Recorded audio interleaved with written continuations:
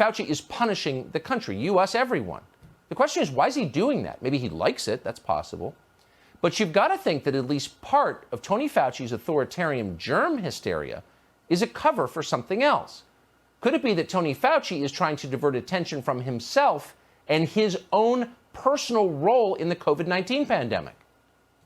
Now, what do we mean by that?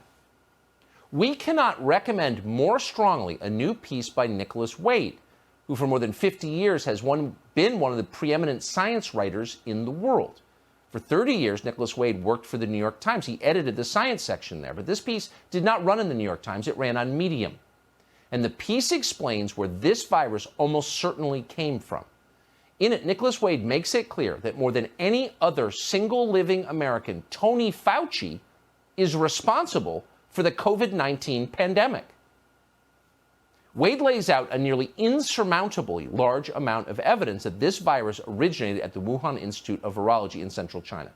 It seemed to make sense. This show and others had raised the possibility from the early days of the pandemic. But this piece all but proves it. At the time the outbreak began last fall, the Wuhan lab was conducting experiments on how to make bat viruses infectious to human beings. Those experiments were funded by American tax dollars. Those experiments were, their funding, approved and directed by Tony Fauci in Washington.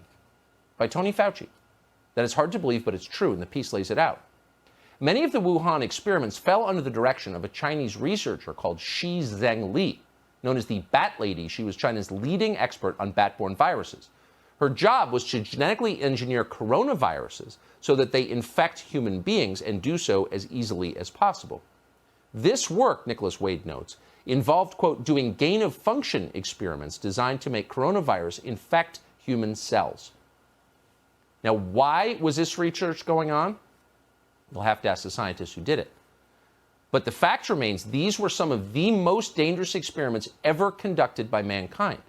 And yet we know that China was not taking necessary safety precautions, and we should not be surprised by that. Several years ago, American diplomatic cables warned about low and lax standards at the Wuhan lab. In fact, the Wuhan facility was classified as a biosafety level 2 laboratory. What does that mean? Well, according to Richard Ebright, who's a molecular biologist at Rutgers, that is approximately the same level of safety that you would find in a dentist's office in America.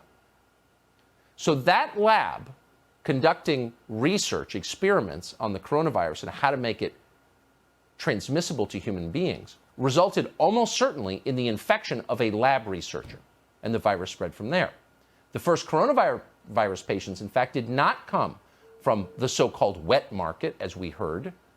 That was a lie. The first patients of the coronavirus, in fact, were employees at the Wuhan Institute of Virology, at the lab. So once again, why would the Wuhan lab be conducting experiments like that in the first place? Well, we know that Tony Fauci had authorized payment for the research.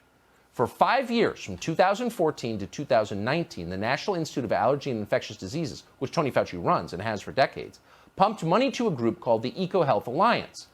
The EcoHealth Alliance is run by a man whose name